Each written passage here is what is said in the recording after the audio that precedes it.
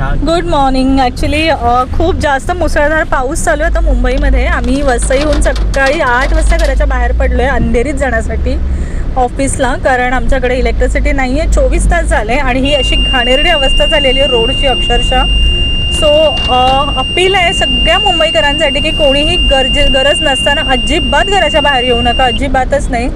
आणि जर तसंच काही असेल तर प्लीज मेट्रोचा प्रवास करा. ट्रेन आणि बाय रोड अजिबात यायचा ट्रायच करू नका. ही अशी घाणेरडी सिच्युएशन आहे. गाडी अक्षरशः 10च्या आणि 20च्या स्पीड पुढे गेलेलीच नाही आहे. पूर्ण हायवे जाम आहे. मलाडपासून पूर्ण हायवे जाम आहे. ऑलमोस्ट हाफ आवरचा ट्रॅफिक आहे. सो हे सगळ्या मुंबईकरांसाठी अपील आहे की अननेसेसरी अजिबात घराबाहेर पडू नका. घरात राहा, सेफ राहा.